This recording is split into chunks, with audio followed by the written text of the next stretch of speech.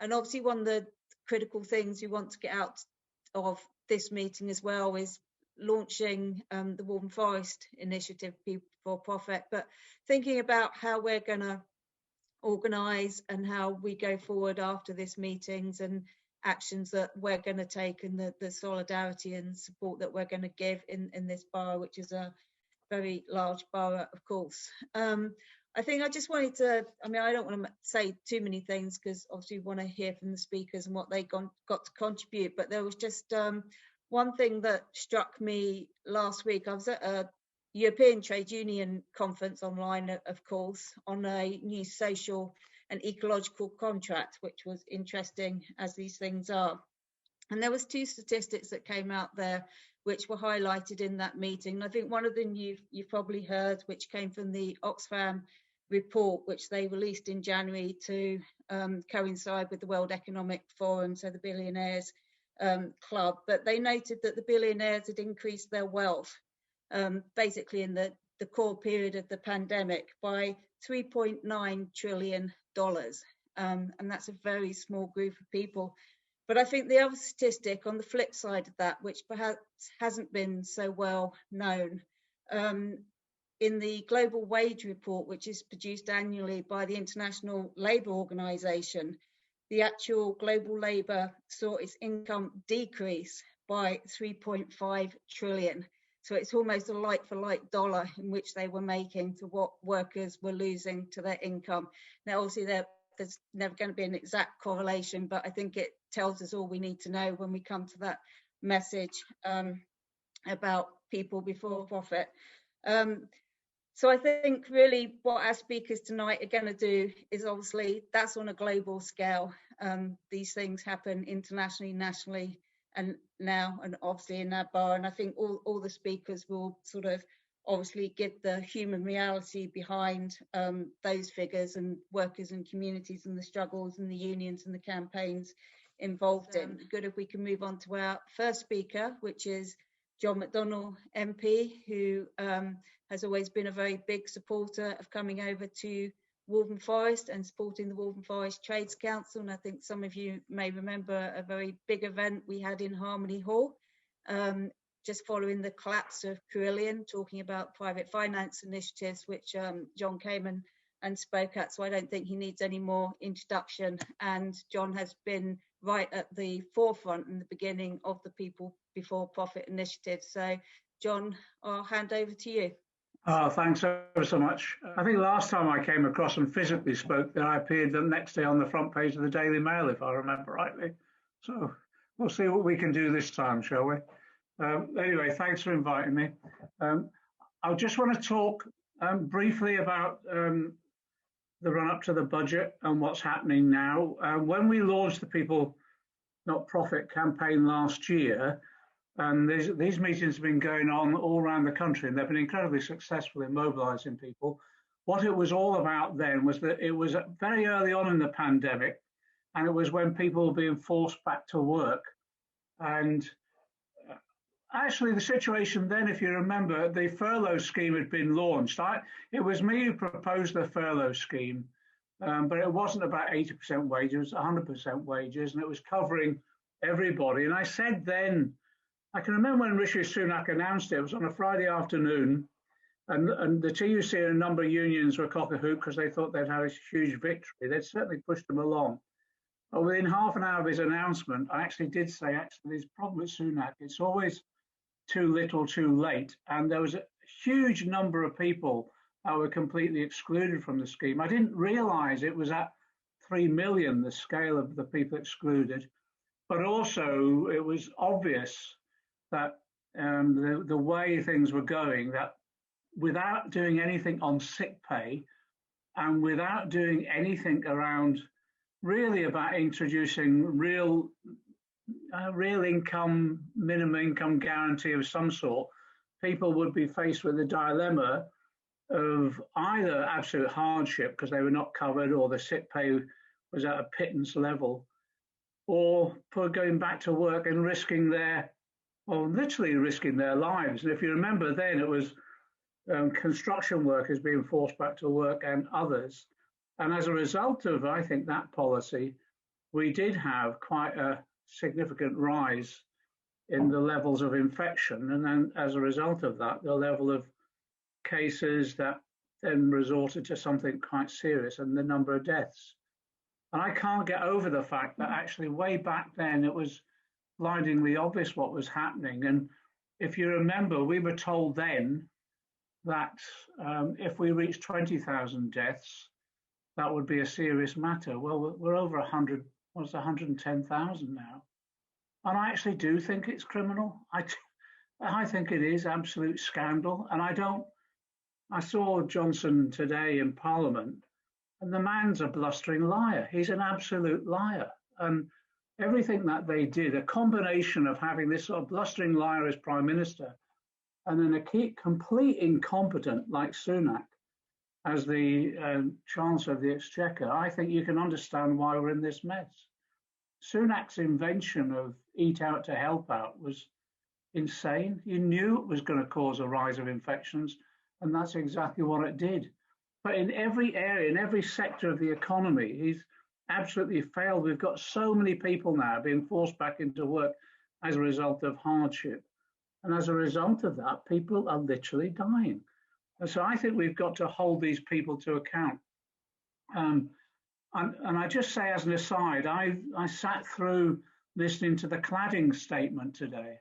I've got people in my constituency living in high-rise flats built by a company called Ballymore, who I think are scandalous, behave scandalously. And what it means for a large number of people in the high-rise flats means that actually their safety isn't secured today, because although the government has introduced some additional money, 3.5 billion, the real cost we know is going to be 15 billion if we're going to make these flats safe. And it just covers the cladding, what they've announced today. It doesn't cover all the other fire safety risks that we've discovered in the flats.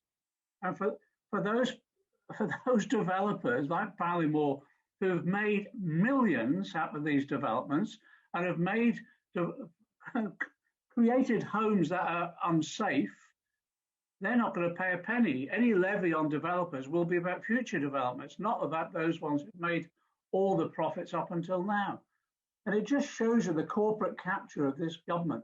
Those developers and the cladding manufacturers and all the rest have basically determined the policy that was announced today. And they must be laughing all the way to their offshore banks. They will literally, they've made millions, hundreds of millions.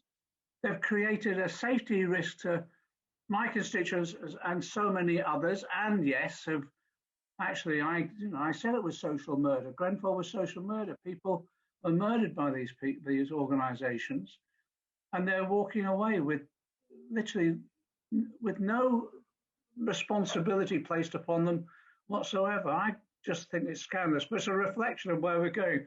So I just want to say this: we've got the budget coming up in a couple of weeks' time, and we've got to wake up to the reality is that we're back to austerity, absolutely back to austerity. A pay freeze that's been introduced and announced by the government itself. And then in addition to that, another round of departmental cuts, because if you look at what's happening where there are any forms of increases in expenditure on pay, it actually has got to be swallowed by the departments themselves.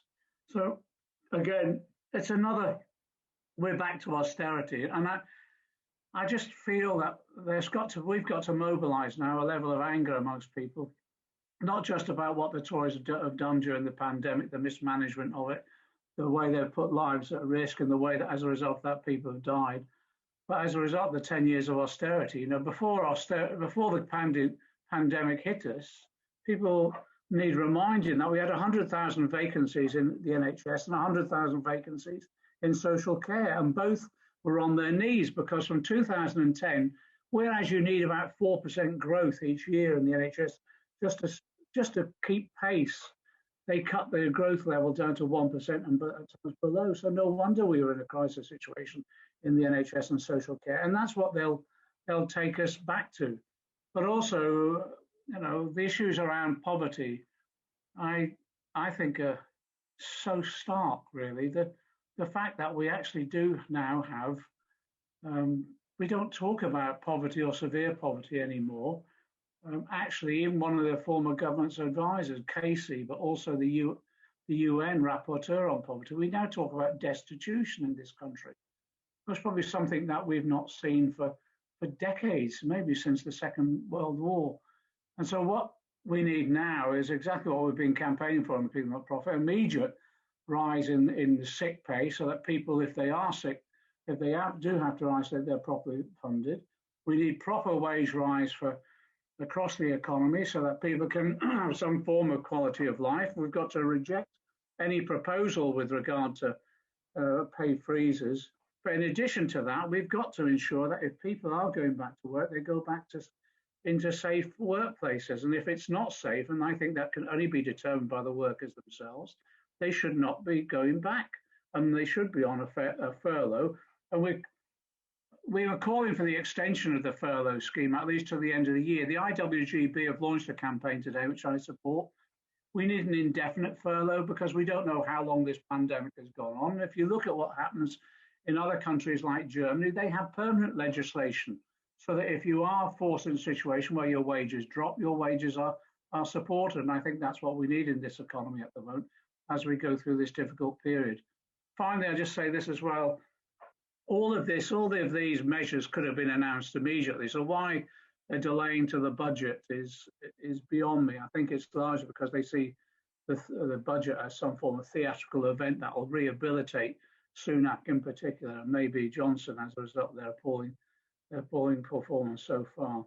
But the real issue for me now is as we go through the pandemic, and we've got the next crisis facing us, which is the existential threat of climate change. And so what we've got to be doing is upping the demands around the Green New Deal, the way in which there should be a jobs guarantee for people. And that jobs guarantee should be based upon the ability of the state to be mobilized to ensure that we put in place all of those facilities that we need to tackle climate change. It is about insulation of our homes and our buildings. It is about making sure that we have alternative energy sources. And actually, we do have a just transition from a fossil fuel economy to one that is sustainable. All of that should be implemented now. If we don't have something in this budget that actually does rise to that challenge, we're just running out of time. And if I don't know what more evidence the government needs from whether it's the flooding in the global south that we've seen it both in terms of in Africa and in Tanzania and what we've seen in Bangladesh, but also the fires in California. We're on the edge of catastrophe with regard to climate change. So our campaigning should be around the implementation of that Green New Deal. I'll just say this final point as well. You can't tackle a pandemic in individual countries. It has to be a global initiative. And you can't tackle climate change on the basis of national boundaries. It has to be a global initiative. So that's why, actually, we shouldn't allow any forms of vaccine apartheid the way it's happening at the moment, where some countries aren't having access to vaccines because of the poverty in their own countries as a result of neocolonial exploitation. But at the same time, we shouldn't be in a situation where countries in the global south in particular can't contribute towards tackling climate change as well. That's why the free distribution of vaccines to the global south, I think, is absolutely critical.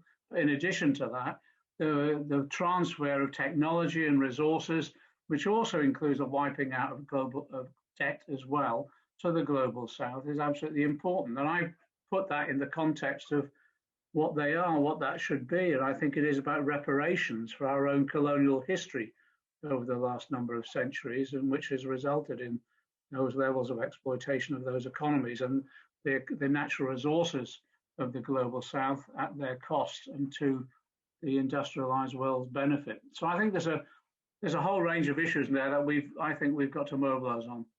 The good thing about all this is that actually people are mobilizing despite all the difficulties of COVID. People are mobilizing. In my constituency at the moment, we're having strike after strike at Heathrow, and actually we're winning. Whether it's Unite, we've now got PCS. PCS balloted their members on immigration control, 68% turnout, 94% in favour of industrial action. I spoke at the UCU rally on on Monday, they've just at Brighton, they've just had a huge success in preventing redundancies. In Barnoldswick, Rolls-Royce again preventing 350 people losing their jobs. And we've now got the SAGE campaign going on with regard to social care homes. So actually people have drawn a line in the sand and said we're not taking it anymore, and they are beginning to fight back despite all the difficulties of organisation. Actually I think that people are coming out, and I think it's been brilliant. And trade union membership, look at the NEU, tens of thousands of new members joining the union because they see actually it's the way in which they can not only protect themselves, but actually that they work together to advance the cause of education in this country. So it is the old Gramsci thing, really, which is, pessimism of the intellect, optimism of the will, but all the evidence actually there, for me, is contributing towards my optimism about the mobilisation of this movement, and it's happening. Solidarity, son.